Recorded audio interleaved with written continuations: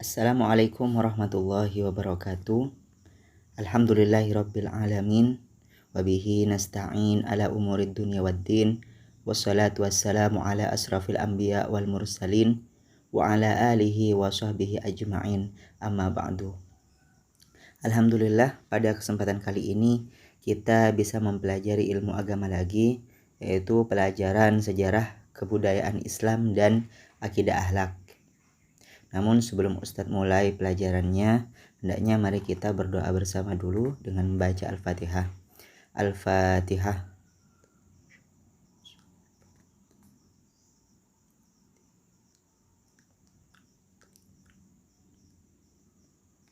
Selesai.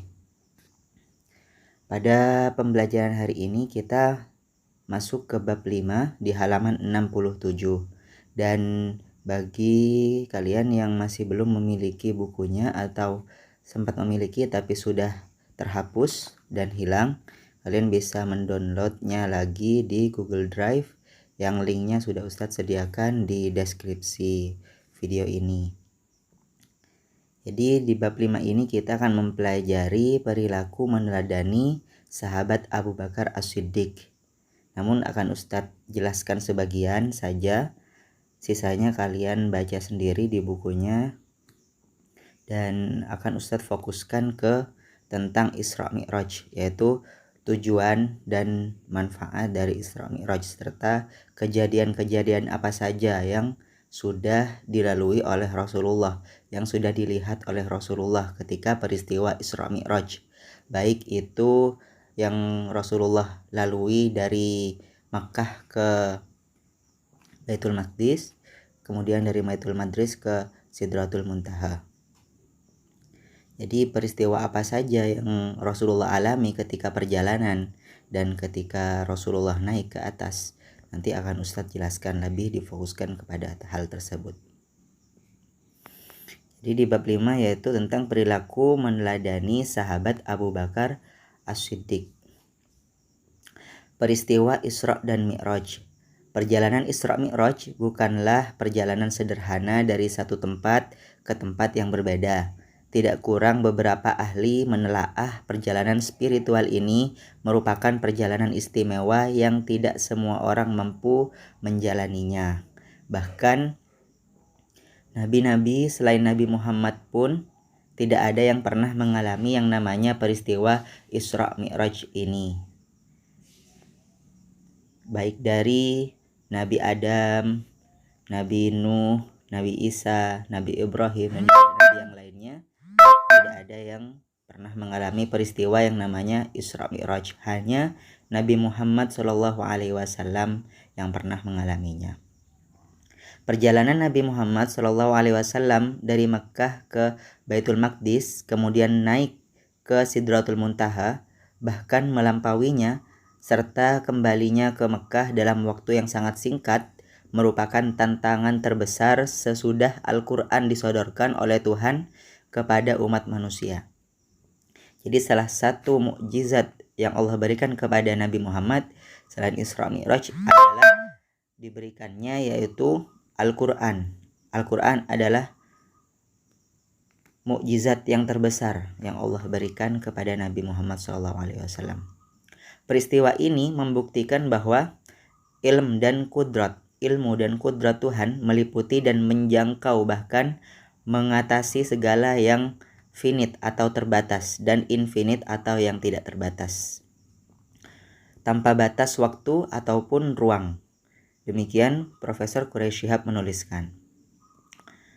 Pada masa Nabi Muhammad SAW tidak banyak orang yang percaya terhadap peristiwa itu. Mereka menganggap hal mustahil ada orang dalam kurun waktu yang singkat dapat pulang bolak-balik dalam jarak yang jauh. Sejauh kurang lebih 1.600 km perjalanan dilakukan dalam waktu kurang lebih dari semalam saja. Mereka bahkan memaksakan kehendak dengan mempengaruhi orang lain dengan mengatakan mustahil, sihir, tidak percaya, itu hayalan. Jadi ketika Nabi Muhammad menceritakan tentang peristiwa Isra Mi'raj, banyak dari kalangan sahabat atau orang-orang kafir Quraisy waktu itu yang tidak percaya terhadap peristiwa tersebut. Bagaimana dalam waktu hanya kurang lebih 1 malam bisa melewati yang namanya dari Mekah ke Baitul Maqdis, kemudian naik ke Sidratul Muntaha. Itu adalah sesuatu yang sangat sulit dan mustahil untuk dilakukan. Bahkan tidak banyak dari mereka yang mengatakan mustahil, sihir, atau tidak percaya dan hayalan saja. Lain halnya dengan Abu Bakar. Abu Bakar di sini hanya seorang kaya raya yang memiliki kekayaan melimpah langsung bersumpah. Jadi Abu Bakar langsung berkata, langsung mempercayai Rasulullah bahwa apa yang dilakukan dan diucapkan oleh Nabi Muhammad SAW adalah hal yang nyata, tidak mungkin berbuat-buat, tidak mungkin dibuat-buat, menghayal ataupun mengada-ngada. Kenapa? Karena Nabi Muhammad adalah utusan Allah, Nabi akhirul zaman, Nabi yang paling utama. Nabi Muhammad SAW adalah benar adanya. Saya, sumpahnya seperti apa? Sumpahnya adalah saya adalah orang yang membenarkan atas apa yang dilakukan dan dikatakan oleh Nabi Muhammad. Demikian Abu Bakar As-Siddiq berkata. Tidak ada keraguan sedikit pun bagi sahabat Nabi Muhammad ini untuk membenarkan pernyataan Nabi Muhammad. Perbuatan inilah yang membuat beberapa orang menjulukinya dengan kata As-Siddiq atau benar dan membenarkan. Jadi dari mana kata-kata Abu Bakar As-Siddiq, yaitu gelar As-Siddiq didapatkan oleh Abu Bakar ketika beliau membenarkan atas cerita Isra Mi'raj yang Rasulullah alami. Abu Bakar As-Siddiq merupakan sahabat Nabi yang selalu mendampingi dimanapun dan kapanpun, bahkan dalam beberapa peristiwa penting sejak remaja. Di salah satunya itu ketika Sayyidina Abu Bakar bersama Nabi Muhammad itu bersembunyi di Gua Hira dan Abu Bakar tergigit ular. Jadi Sayyidina Abu Bakar yang menemani Rasulullah dalam persembunyiannya, menjadi nabi serta peristiwa hijrahnya Nabi Muhammad SAW. Nah, itu dia tentang cerita singkat tentang perilaku meneladani sahabat Abu Bakar As-Siddiq. Dan sisanya yang B, yang C meneladani keimanan sahabat Abu Bakar. Kemudian yang D perilaku terpuji Abu Bakar As-Siddiq sampai ke bawah kami berlatih. Itu kalian baca sendiri. Ustadz sediakan linknya di deskripsi video ini. Kalian tinggal download saja, kalian baca sendiri, nanti akan Ustadz berikan tugas. Nah, jadi sebenarnya apa tujuan dari adanya Isra dan Mi'raj? Jadi penjelasan secara singkatnya, tujuan dari adanya Isra Mi'raj yaitu bukanlah untuk bertemu dengan Allah dan juga bukan untuk mendapatkan perintah untuk sholat. Jadi bukan itu tujuan utamanya. Tapi tujuan utamanya adalah linuriyahu min ayatina, kata Allah, yaitu linuriyahu min ayatina dalam surat Al-Isra ayat 1, yang mana subhanalladzi asra bi 'abdihi lailam minal masjidil harami ilal masjidil aqsal ladzi barakna haulahu linuriyahu min ayatina innahu huwas samiul basir, yang mana artinya maha suci Allah yang telah memperjalankan hambanya yaitu Nabi Muhammad pada suatu malam dari Masjidil Haram ke Masjidil Aqsa yang telah kami berkahi sekelilingnya agar kami memperlihatkan kepadanya sebagian dari tanda-tanda atau kekuasaan kami. Sesungguhnya dia adalah maha mendengar lagi maha melihat. Jadi tujuan utamanya adalah linuriyahu min ayatina, yaitu untuk menunjukkan bahwa Allah itu kuasa, Allah itu maha mampu untuk melakukan segala sesuatu. Allah lah yang menciptakan langit dan bumi. Dan juga selain untuk menunjukkan kekuasaan Allah, untuk apa? Yaitu untuk mengagungkan Nabi Muhammad, untuk mengagungkan Rasulullah. Yang mana salah satu keajaiban ini tidak Allah berikan kepada nabi-nabi sebelumnya, hanya kepada Nabi Muhammad. Tidak pernah terjadi hal semacam ini kecuali kepada Nabi Muhammad SAW. Rasulullah mendapatkan wahyu untuk sholat juga di sana. Jadi bertepatan dengan adanya Isra Mi'raj, sekalian Rasulullah mendapatkan wahyu juga untuk yang namanya sholat 5 waktu di Sidratul Muntaha. Nah, di sini awal perintah sholat itu ada 50, tapi ketika meminta keringanan maka dikurangi menjadi 5. Jadi setiap kita sholat, satu sholat subuh itu pahalanya sama seperti 10 sholat. Karena awalnya itu ada 50 sholat dan dikurangi menjadi 5. Jadi satu sholat itu pahalanya sama seperti 10 sholat karena sudah diringkas. Nah, untuk selanjutnya Ustadz akan menjelaskan tentang apa saja keajaiban-keajaiban apa saja yang Rasulullah alami ketika Isra maupun Mi'raj. Jadi ada beberapa keajaiban yang Rasulullah alami. Ada beberapa keajaiban-keajaiban yang Rasulullah alami dalam peristiwa Isra dan Mi'raj, yang mana keajaiban-keajaiban tersebut dan peristiwa tersebut dibagi menjadi 2. Ada peristiwa yang dialami ketika melakukan Isra dan juga ada peristiwa yang dialami ketika sedang melakukan Mi'raj. Dan mungkin di antara kalian sudah ada yang pernah mengetahuinya dan mungkin kebanyakan lagi masih belum mengetahuinya. Nah, di sini kita perlu murojaah, mengulanginya kembali agar kita bisa lebih memahami tentang peristiwa apa saja yang pernah dialami oleh Rasulullah ketika sedang melakukan perjalanan Isra dan Mi'raj. Yang pertama adalah peristiwa yang Rasulullah alami ketika sedang melakukan yang namanya Isra. Di antaranya ada 11 perkara. Yang pertama adalah Rasulullah melihat dunia. Dalam perjalanan ke Baitul Maqdis, Rasulullah menyaksikan dunia menjelma dalam bentuk perempuan tua. Jadi dunia ini menjelma seperti seorang perempuan tua. Dan ini mengisyaratkan bahwa usia dunia yang telah berlalu lebih banyak daripada usia dunia yang tersisa. Maka akhirat sudah dekat dan hendaklah seseorang bersiap-siap untuk menghadapinya. Maka tidak heran ketika Rasulullah semasa hidupnya berkata bahwasanya kiamat sudah dekat. Jika Rasulullah berkata seperti itu, maka bagaimana dengan sekarang? Pastinya sudah semakin tua usia dunia ini. Berkata tentang dunia, Ustadz juga pernah belajar dan mendengar dari gurunya Ustadz bahwasanya kelak di hari kiamat, kematian ini akan diserupakan atau diwujudkan menjadi seekor kambing, yang mana kambing ini akan disembelih. Maka tidak ada yang namanya lagi dengan kematian. Yang ada hanyalah kehidupan. Kenapa? Karena kematian sudah diserupakan menjadi kambing yang sudah disembelih. Maka yang ada hanyalah kehidupan, entah itu kehidupan di surga ataupun kehidupan di neraka.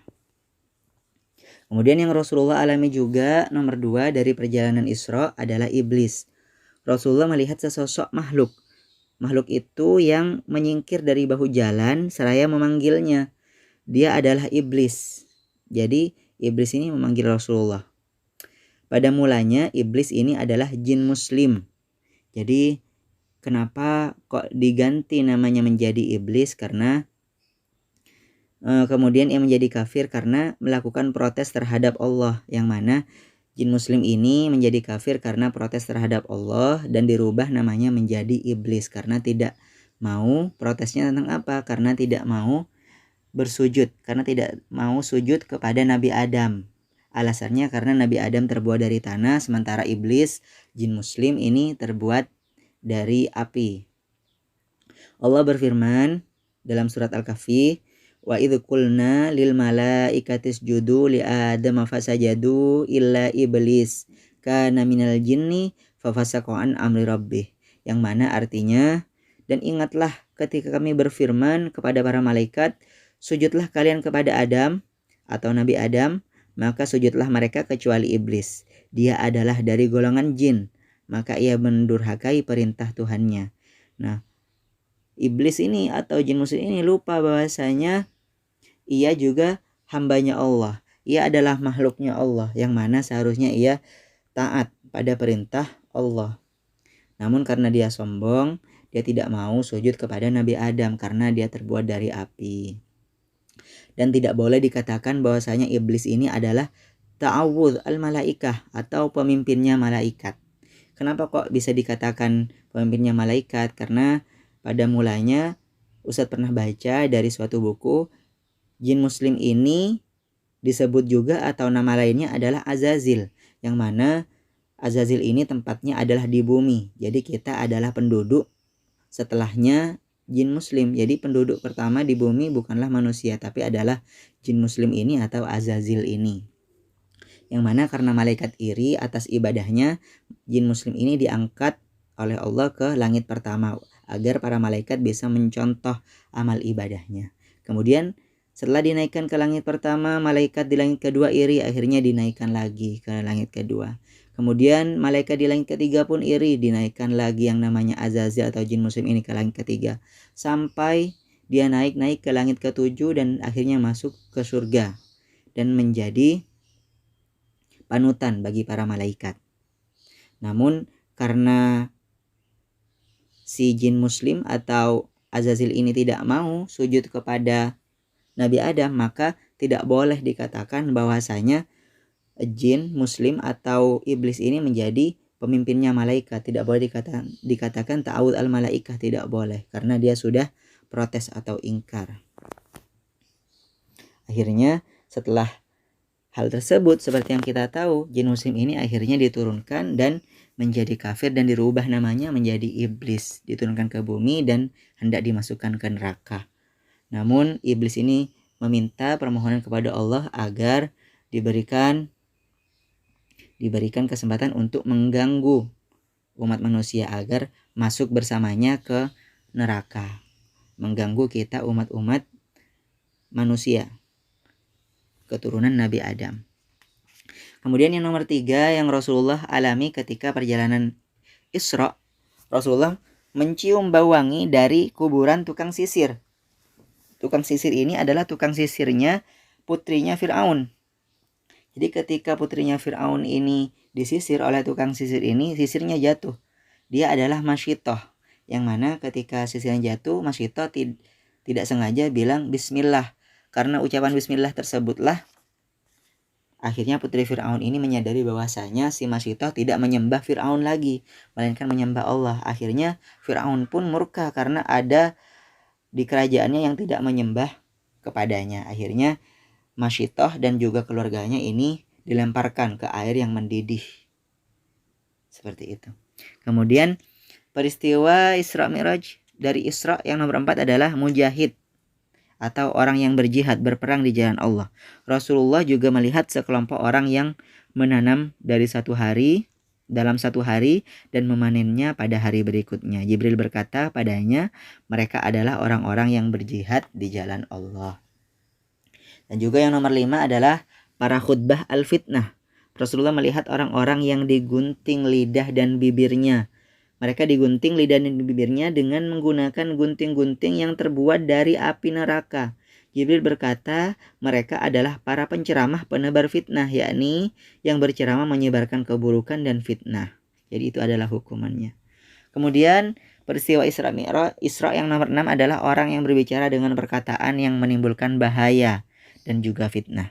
Rasulullah juga melihat sapi jantan yang keluar dari sebuah lubang yang sempit, kemudian ingin masuk lagi ke dalam lubang tersebut, namun tidak bisa. Jibril berkata kepada Nabi Muhammad, itu adalah orang yang berbicara dengan perkataan yang merusak, membahayakan orang, dan menimbulkan fitnah. Kemudian ia ingin menariknya kembali, namun tidak bisa. Kemudian yang nomor 7 ada orang-orang yang tidak membayar zakat. Rasulullah melihat orang-orang yang menyebar seperti binatang-binatang ternak, auratnya tertutup hanya sedikit, hanya dengan kain-kain kecil. Jibril berkata kepada Nabi Muhammad, mereka adalah orang-orang yang tidak menunaikan zakatnya. Kemudian nomor 8, orang-orang yang meninggalkan sholat. Jadi apa hukumannya? Rasulullah melihat orang-orang yang dipukul kepalanya hingga hancur. Kepalanya dipukul hingga hancur, kemudian kembali seperti semula lagi. Jibril berkata, mereka adalah orang-orang yang berat kepalanya atau meninggalkan untuk menunaikan sholat, maka kepalanya dipukul-pukul sampai hancur, utuh kembali. Kemudian nomor 9 ada para pezina. Rasulullah melihat orang-orang yang memperebutkan daging busuk, sementara ada daging segar yang sudah dipotong-potong. Jibril berkata, mereka adalah orang-orang dari umatmu yang meninggalkan perkara halal. Justru mereka memilih perkara yang haram dan keji lalu memakannya. Mereka adalah para pezina. Nomor 10 ada para peminum khamr. Rasulullah melihat orang-orang yang meminum nanah maksudnya, yang keluar dari para pezina tadi. Jibril berkata, mereka adalah para peminum khamr yang diharamkan oleh Allah di dunia. Nomor 11 yang Rasulullah alami ketika perjalanan Isra adalah orang-orang yang melakukan ghibah atau membicarakan keburukan orang lain. Rasulullah melihat orang-orang mencakar muka mereka dan dada mereka dengan kuku-kuku yang tajam yang terbuat dari tembaga. Jibril berkata, mereka adalah orang-orang yang menggunjing keburukan-keburukan orang lain. Nah, itu adalah peristiwa yang Rasulullah alami semasa Isra. Kemudian ini adalah peristiwa atau keajaiban-keajaiban yang dilihat Rasulullah ketika Mi'raj. Maka tidak boleh ya dikatakan bahwasanya Rasulullah masuk ke neraka, tidak boleh. Yang boleh kita katakan adalah ketika perjalanan Isra, Rasulullah melihat neraka. Tidak boleh dikatakan bahwasanya Rasulullah masuk neraka, tidak boleh. Jadi apa keajaiban yang dilihat oleh Rasulullah ketika Mi'raj? Yang pertama adalah malaikat Malik, yaitu penjaga neraka.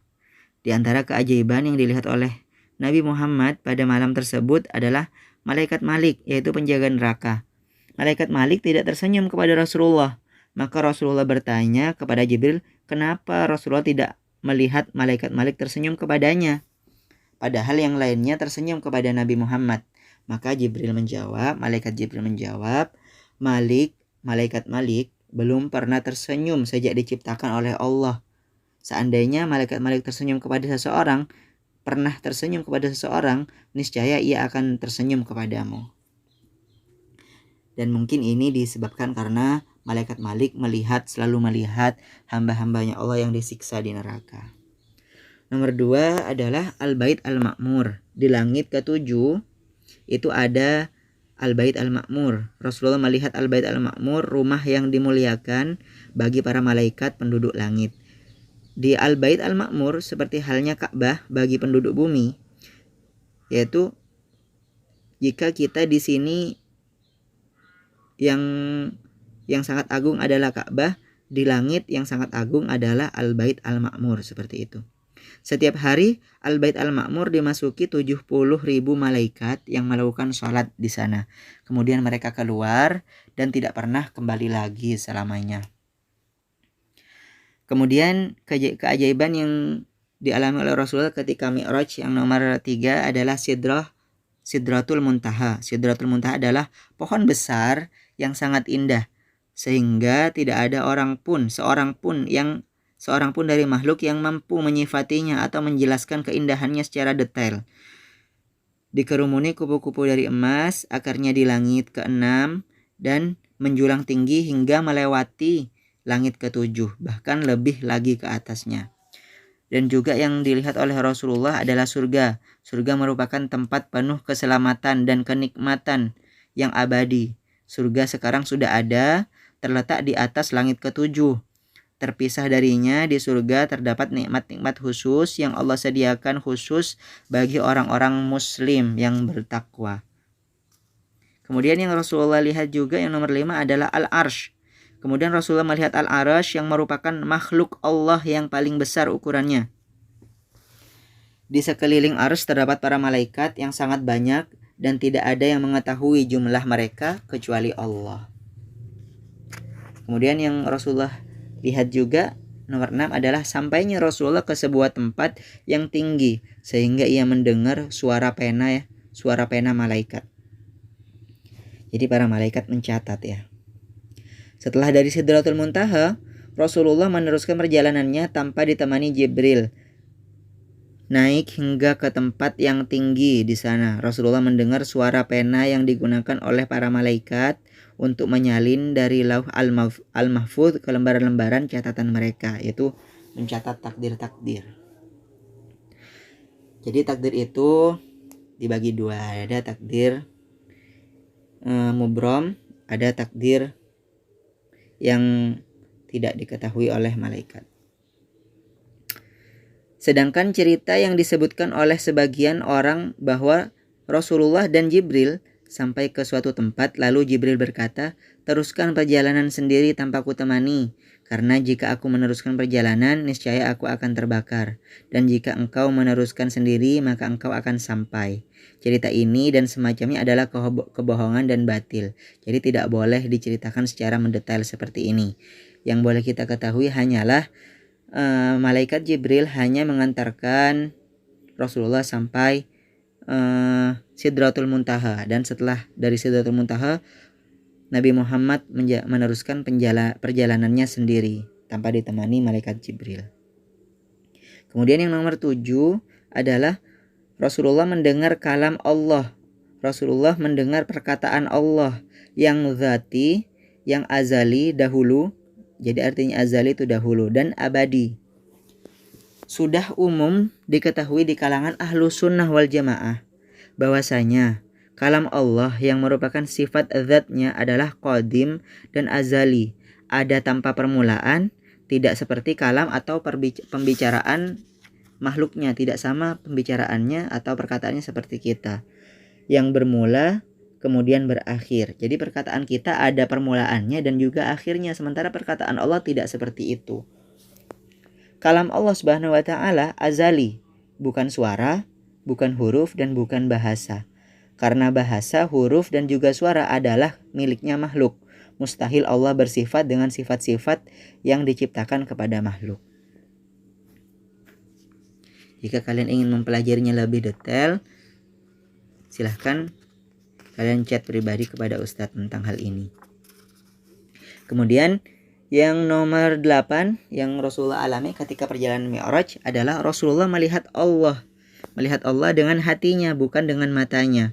Di antara kemuliaan yang Allah berikan kepada Nabi Muhammad dalam peristiwa Mi'raj, bahwa Allah mengangkat dari hati Rasulullah hijab man'awi, sehingga ia bisa melihat Allah, sehingga Nabi Muhammad bisa melihat Allah dengan hatinya. Yakni Allah menjadikan Rasulullah memiliki kekuatan melihat di dalam hatinya, bukan dengan matanya. Karena Allah tidak bisa dilihat dengan mata yang fana, mata yang terbatas seperti mata kita di dunia. Rasulullah SAW bersabda, "Wa'lamu annakum lan tarau rabbakum hatta tamutu." Maknanya adalah, ketahuilah bahwa kalian tidak akan melihat Tuhan hingga kalian meninggal. Di akhiratlah Allah akan dilihat dengan mata yang kekal. Kemudian yang terakhir yang Rasulullah alami ketika perjalanan Mi'raj, yaitu Rasulullah melihat Jibril dalam bentuk aslinya. Rasulullah sebelumnya pernah melihat malaikat Jibril untuk pertama dan belum bentuk aslinya. Dan pada waktu itu di Mekah, di pertama kalinya bertemu dengan malaikat Jibril, Rasulullah pingsan ketika melihat malaikat Jibril. Pada malam Isra Mi'raj, pada malam Mi'raj yang penuh berkah ini, Rasulullah kembali melihat malaikat Jibril untuk yang kedua kalinya dalam bentuk aslinya. Namun beliau tidak pingsan karena keteguhan hati dan kekuatan beliau sudah semakin bertambah kuat. Mungkin ini yang bisa Ustadz jelaskan kepada kalian tentang rahasia-rahasia Isra Mi'raj yang mungkin kita perlu mengetahuinya dari peristiwa luar biasa yang sudah dialami oleh Nabi kita, Nabi Muhammad SAW. Dan jika ada kesalahan dari Ustadz kepada kalian, Ustadz mohon maaf karena sekarang masih bulan Sya'ban. Ustadz mohon maaf, dan jika ada salah dari kalian kepada Ustadz, sudah Ustadz maafkan. Semoga ilmu ini bermanfaat, karena seperti yang kita ketahui, mempelajari ilmu agama itu pahalanya sama seperti kita sholat 1000 rakaat, sholat sunnah 1000 rakaat dalam satu malam. Maka dari itu, alhamdulillah kita bisa mempelajarinya. Semoga kita bisa terus mempelajari ilmu agama, karena Di akhir-akhir zaman ini sudah banyak orang yang enggan atau malas untuk mempelajari ilmu agama. Maka dari itu, umur yang baik adalah umur yang terus digunakan untuk mencari ilmu agama. Dan jika ada orang yang berhenti mencari ilmu agama, maka sisa umurnya itu adalah umur yang sia-sia, tidak bermanfaat. Maka dari sini yang bisa Ustadz sampaikan, kurang lebihnya mohon maaf. Wassalamualaikum warahmatullahi wabarakatuh.